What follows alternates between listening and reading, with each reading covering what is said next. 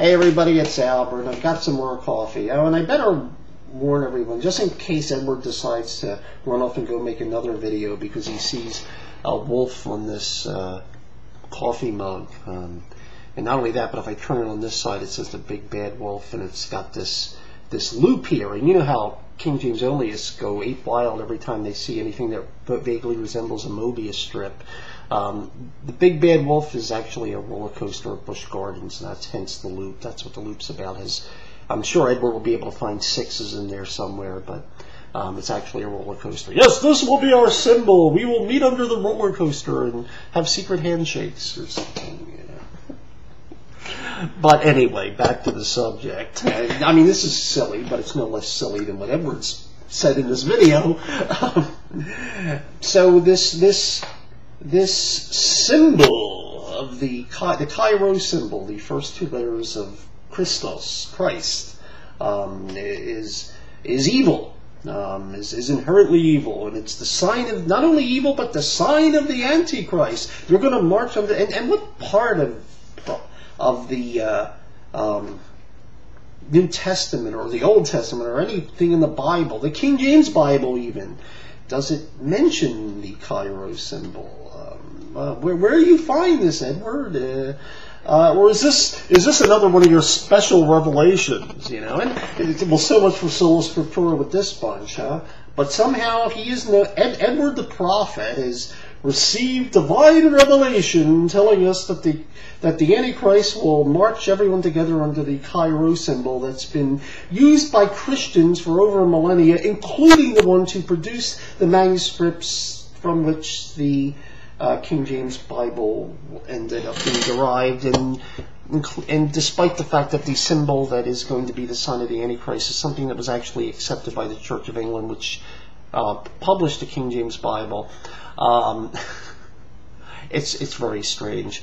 But then again, see, this is typical of these guys, where they make all these wild assertions and about what's evil, and then when you actually go and check, you find that the King James translators supported many of the things that they think are evil. It's interesting. I wonder if ever has actually bothered reading the 39 Articles of Religion and find out that the King James translators, who were basically, almost all of them were Anglicans, who signed the 39 Articles,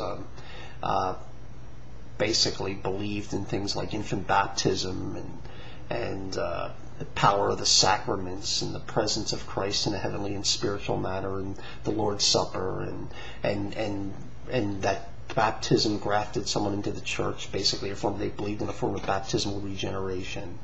And if you look at the soteriology, there's a section in the 39 Articles, there's parts in there on free will and determinism. If you read that, what you find is that the King James translators were, well, Calvinists. In fact, the Textus Receptus, of course, were compiled by a Catholic named Desiderius Erasmus. He produced the first in the family of Greek texts Greek critical editions that have become known as the Textus Receptus. The next two that after Erasmus, the other two that were produced prior to the King James version being compiled were Stephanus and Beza. Stephanus was the one who published Calvin's Institutes of Religion. He himself was a follower of Calvin, and in fact, the other one, Beza, was Calvin's successor at Geneva. He was the one who succeeded Calvin in his position of Geneva. So. So basically these guys were, the whole tradition of the Textus Receptus that the King James comes from is based in Catholicism and Calvinism via Eastern Orthodoxy, and then through Anglicans, who basically were kind of in that same stream. But don't tell Edward, it might upset him. And that would be the symbol that when he comes back to take his kingdom and set up a millennium reign, and the Antichrist is out there gathered in Armageddon against the armies of the world. Well, that last little clip was pretty much more of the same. There was one point in there that I thought was very interesting, and that was Edward referring to Christ's return and setting up his millennial reign. If you go to Edward's page, you'll find out that he's a dispensationalist. Although it's a slightly different form that you will see in a lot of the popular dispensationalists. So I don't want to make the assumption that he believes everything that you would find in Tim LaHaye or somebody like that, or Thomas Ice, or even the more astute ones. But he does believe in the premillennial rapture. He is he is a premillennialist, and what in the days of the King James translators would have been referred to as a chiliast, one who believes in this whole premillennial earthly reign of Christ. And I find this interesting in the greater look of things, because I want to read you something, and this comes from the writings of Lancelot Andrewes, who was actually the head of the King James Bible's translation committee, and this is very representative of the King James of the views in terms of eschatology of the King James translators. And let me read you this. This comes from his 96 sermons. It's in volume 3, and it's on page 48, and you can actually get it on Google Books. And what he says is, for this very point, that Christ riseth with ascendo in his mouth, that no sooner risen, but makes ready for his ascending straight. This I say, if there were nothing but this, the so immediate joining it so close upon his rising, one hard to the other, no mean between, were of itself to make the idle dreams of the old and new chilias to vanish quite. That fancy to themselves, I wot not what earthly kingdom here upon earth, somewhat like Mahomet's paradise, and will not hear of ascendo after they be risen till 1,000 years at least. This is none of Christ's rising, I am sure, so to be none of ours. As with him, so with us, rising and ascending are to follow straight, one upon the other. That's very interesting, you see, because the King James translators thought premillennialism or chiliasm or whatever it's backing there was heretical. Food for thought, Edward. That would be the symbol that we're fighting under. That would be it. And now, you see, go to Lane's channel, and you'll find that all the anti-King James people are gathered under that symbol right now.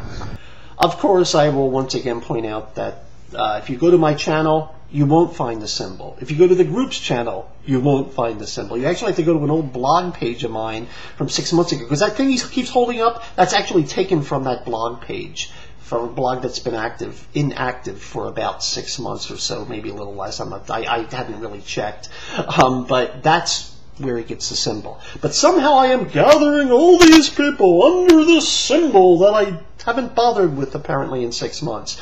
But it's not part of the group. I don't have any problems with the symbol. Christians for, well over a millennia and a half haven't had any problems with the symbol. The Church of England that produced the King James Bible didn't have any problems with the symbol. Only Edward has problems with the symbol, and Edward's little coterie of followers that keep telling him, wow, Edward, this is really profound. And they don't know anything either. So, it's really sad, the blind leading the blind. But, if Edward gets things that he really cares about, look, I have no doubt he cares about the King James Bible.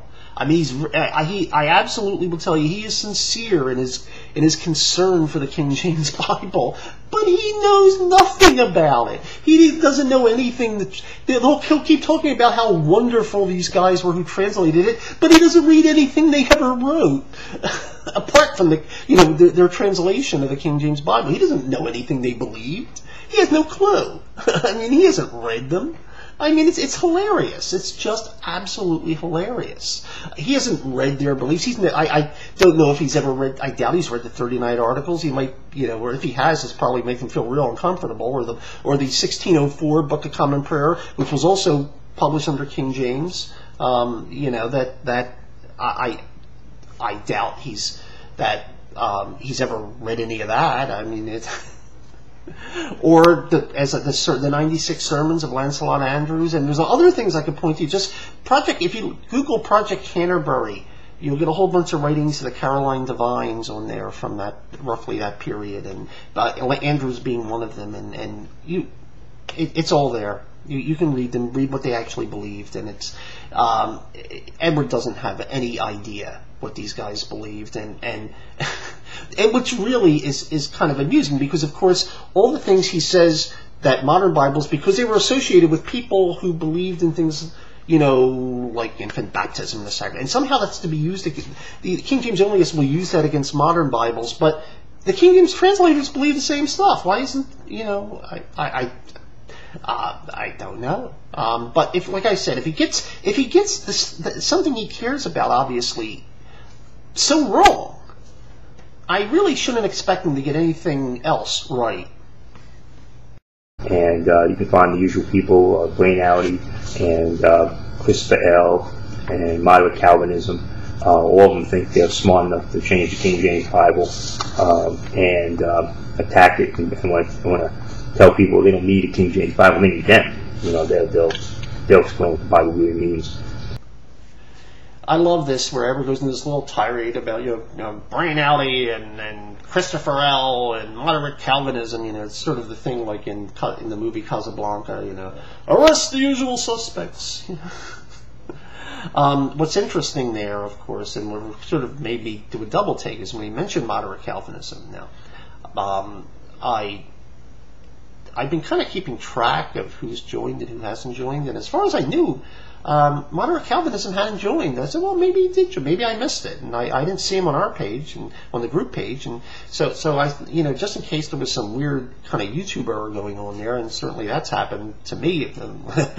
So I went in because I knew moderate Calvinism had the thing enabled where you get your groups listed on your channel, and I went there, and the only group he was a member of, as far as I can tell, is one called Systematic Theology. He's not a member of the Contra KGB onlyism group, but I think that's emblematic of Edward's inattention to detail. And so this is it. This is going to be the issue to this generation until the Lord returns. Which are you going to choose? Which one are you going to choose? And that's the final decision, the ultimate decision, until the Lord returns. When the Lord returns, it will be the Lord or this symbol. But now, this or that. And Labian 3:12 has made it very clear. And so all the people are coming together. Got 40 people in that channel are coming together, no matter what their theological difference, under this sign, against this book. Amen. Thank you. So to summarize, there is the symbol, which is made by combining the first two letters of the Greek word Christos, Christ, and has been used by Christians for well over a millennia and a half, and is in fact not only used by Christians then in the Eastern Roman Empire, and was later also used by the Roman Catholic Church, the Greek Orthodox Church, and various Protestant churches, including the Church of England that produced the King James Bible.